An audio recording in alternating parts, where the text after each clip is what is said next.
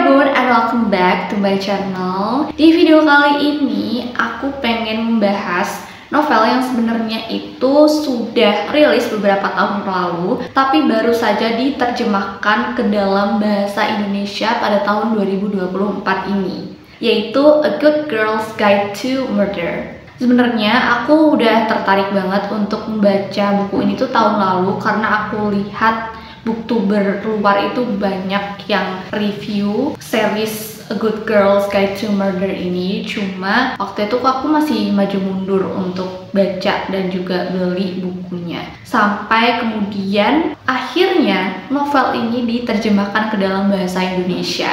Nah, kira-kira gimana pendapat aku dan kesan aku terhadap buku ini? Please keep on watching. Nah, novel ini tuh menceritakan tentang seorang gadis remaja bernama Pipa Fitz Amubi yang sering dipanggil sebagai Pip. Dia ini ceritanya lagi dapat project akhir sekolahnya gitu untuk bikin semacam esai atau penelitian. Nah, Pip ini memutuskan untuk mengangkat topik peristiwa yang terjadi 5 tahun yang lalu, yaitu menghilangnya Andy Bell yang diduga dibunuh oleh pacarnya bernama Salsing. Tetapi kemudian Salsing ini juga memutuskan untuk mengakhiri hidupnya sendiri setelah ditetapkan sebagai tersangka kasus menghilangnya Andy Bell. Nah, dari situlah Pip ini tertarik untuk mengangkat topik tersebut karena dia merasa ada sesuatu yang janggal, dan Pip juga beranggapan bahwa sepertinya Salsing ini adalah orang yang innocent atau tidak bersalah. Namun ternyata proyek yang dijalani oleh Pip ini juga menemui banyak tantangan. Salah satunya Pip juga mendapatkan teror-teror misterius. Nah, kira-kira apakah Pip berhasil menyelesaikan proyek tersebut? Apakah Pip juga mampu mengungkap misteri di balik kasus menghilangnya Andy Bell? Dan apakah Salsing ini memang benar-benar tidak bersalah? Teman-teman wajib baca bukunya untuk tahu jawabannya. Oke, sekarang mari kita ke poin-poin reviewnya. Jujur aja ya teman-teman, aku ini penggemar novel misteri. Tapi kebanyakan memang aku baca misteri Asia gitu, Jepang, Korea, Indonesia, Chinese. Jarang-jarang aku tuh baca novel misteri Western. Dan setelah membaca ini tuh rasanya kayak aku dapet vibes yang bener-bener baru gitu ya.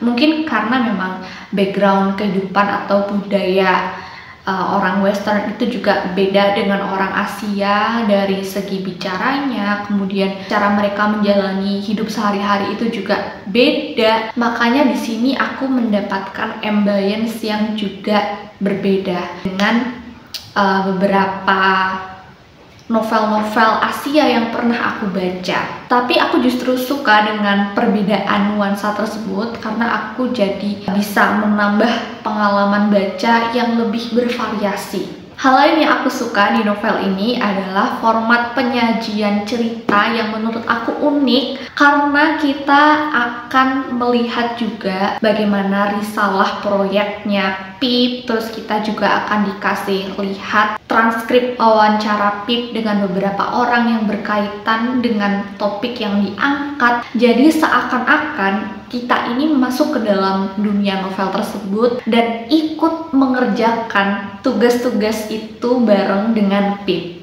Dan memang aku tuh sebenarnya suka banget dengan tipe-tipe cerita high school mystery, apalagi yang tokoh utamanya itu memang orang awam gitu loh, yang tertarik untuk menyelidiki sesuatu.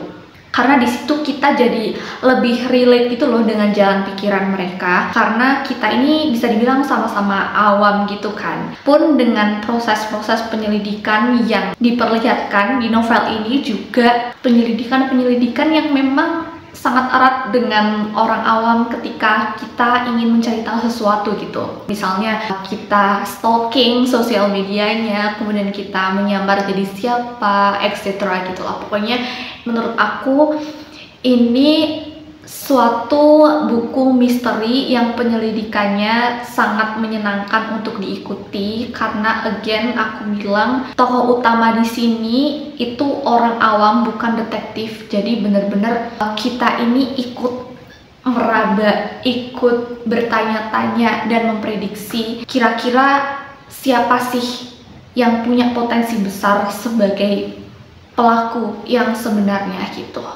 Ya, you know what I mean lah guys ya. Dan meskipun buku ini menurut aku tergolong tebel ya, karena 400-an halaman lebih, almost 500 halaman, tapi alur di sini itu pas banget, enggak yang terlalu cepet dan enggak yang lambat banget sampai bikin kita bosen. Terus setiap babnya itu juga pasti selalu ada perkembangan kasusnya. Kemudian meskipun novel ini itu tidak menggunakan sudut pandang orang pertama, tapi pembaca itu bisa dengan mudah gitu loh menyelami pikiran Pip.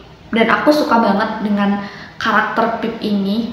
Dia itu adalah tipe-tipe remaja cewek yang di usianya yang masih muda, tapi dia itu prinsipnya udah kuat banget.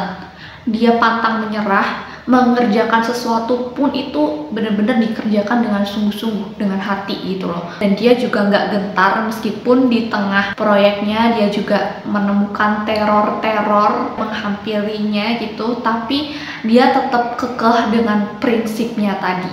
Kemudian aku juga suka dengan chemistry-nya Pip dan juga Raffi Singh, adiknya Sal Singh. Dan ini tuh kayak jadinya hampir mirip-mirip kayak Masquerade Hotel.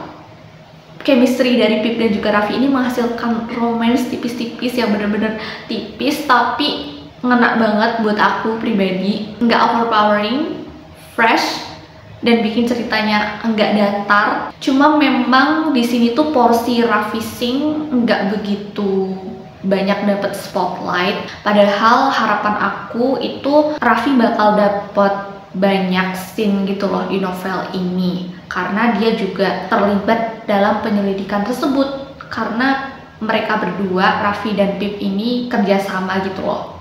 Cuma aku bisa paham kenapa Raffi di novel ini tuh gak dapat banyak spotlight, karena memang di novel pertamanya ini diceritakan bahwa Raffi itu kan adik dari Sal Singh yang pada saat itu dipandang sebagai tersangka kasus menghilangnya Andy Bell. Jadi bisa dianggap keluarga Singh itu adalah semacam sampah masyarakat gitulah. Makanya si Raffi ini nggak bisa bergerak dengan bebas, dengan leluasa gitu. Yang mungkin di buku kedua dan ketiga Raffi bakal dapat spotlight yang lebih banyak. Nah, untuk klimaksnya, meskipun ini tuh bukan yang wow banget, tapi aku suka.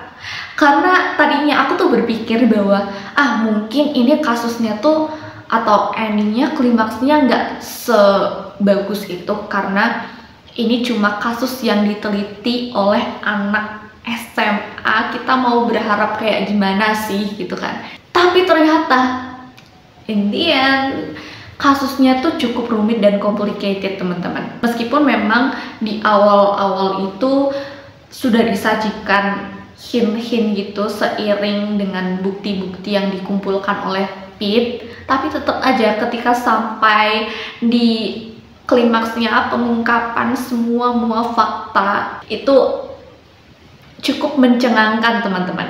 Tapi yang agak disayangkan dari novel ini adalah terjemahannya. Karena menurut aku setelah membaca, ada beberapa kalimat atau kata-kata terjemahan yang agak susah untuk dicerna, untuk dimengerti gitu loh. Jadi aku butuh baca lebih dari sekali untuk memahami konteks yang dimaksud. But it's not a big problem. Aku cukup menikmati ceritanya, overall is good, aku suka. Dan novel ini tuh juga udah dibikin seriesnya. Aku juga udah nonton 2 episode. Mungkin kalau teman-teman tertarik untuk aku bahas spoiler perbedaan buku dan juga seriesnya, bisa komen di bawah. Nah, untuk novel A Good Girl's Guide to Murder itu sendiri aku kasih rate 4,8 dari 5 bintang. Buat teman-teman yang sudah baca novel ini, gimana pesan kalian? Please komen di bawah ya. And I think that's all for today's video. Makasih buat teman-teman yang sudah nonton videonya sampai habis. Semoga membantu, bermanfaat, dan bisa menambah referensi bacaan kalian. Kalau teman-teman suka video seperti ini, jangan lupa untuk klik like-nya, subscribe buat yang belum subscribe, nyalain lonceng notifikasinya, supaya teman-teman gak ketinggalan video baru dari aku. And I'll see you guys on my next video.